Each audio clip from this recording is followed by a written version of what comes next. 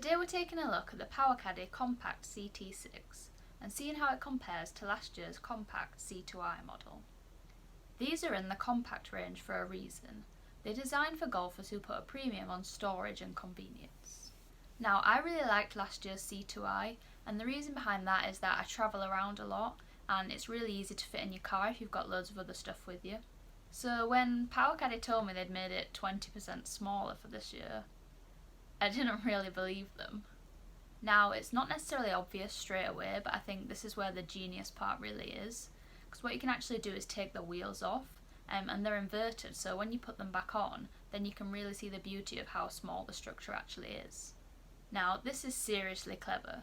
You can really see how small this trolley is folding down compared to last year's. I mean, it literally fits in the footwell of my car, which is just madness. Now, this isn't the only upgrade. In terms of setup, they've definitely simplified the way that this trolley goes up and down. The folding system is definitely simpler and a lot quicker to use. You can also see that the whole chassis system has been reworked, so we've got this new shape which is a lot more efficient and it definitely looks a lot more sleeker.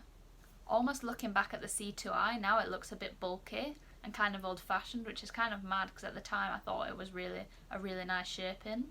Overall, I'd say the CT6 just looks a bit more stylish, especially with the gunmetal detailing, and it's pretty lightweight too, weighing in at just under 10 kilograms. Now, when it comes to setup, I know a big thing for a lot of people is handle height and if it's adjustable. Now, it is adjustable in this model, but you do need a tool to be able to adjust this. But it is worth knowing that you're going to have to keep this handy if you need to change the height. Now, personally, I really like this because sometimes I can feel like the handle of a trolley doesn't feel that stable, especially if you're going under uneven ground, when you have that option to adjust it straight away. So for this, I feel it really gives you some extra stability.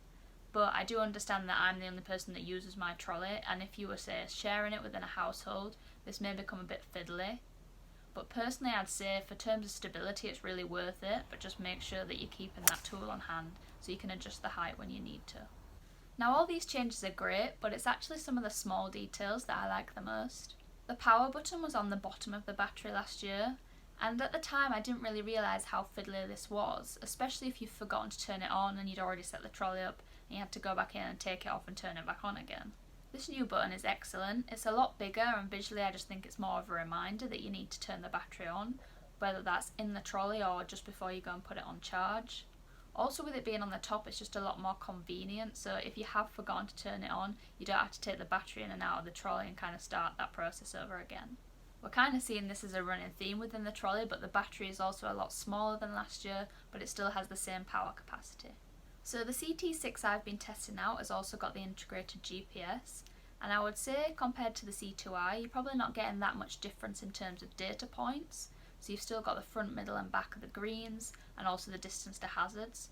But overall it's just in a better package, the graphics look better and brighter, and it's also easier to navigate around. Now, you're probably going to think I'm a bit mad here, but my favourite part of the trolley is actually the new buttons. Honestly, they've made the functionality so much better. We've all had that moment with the trolley when you accidentally lean on it, or you don't turn the button quite off right, and you end up dashing down the fairway trying to recover your trolley. Don't lie, I know you've been there. My dad even sometimes sets it off with his belly. You probably won't be very happy that I told you that. PowaKaddy have completely redesigned the button, so the new button doesn't work like that. If you press on the edges accidentally, nothing will happen at all. In fact, you actually have to press the black bit right in the centre to get any of the functions to work. This just means you can't really accidentally press anything, so you're not going to have the trolley setting off and running down the fairway, or be altering anything on the GPS or the speed dial without you realising. The two small buttons used to navigate around the GPS have been improved too. They're a lot smaller, less bulky, and they just seem more reactive to your touch. This means it's really easy to navigate from hole to hole should the GPS not auto-advance, and also to flick between the front, back and middle distances and the hazard distances. So, a few final things to mention. It has an automatic distance function, so you can set the trolley to travel to your desired distance, and it also has a handy USB port, so you can charge your phone when it goes flat while you're filming. Overall, I've been really impressed with the improvements PowaKaddy have made in this compact model.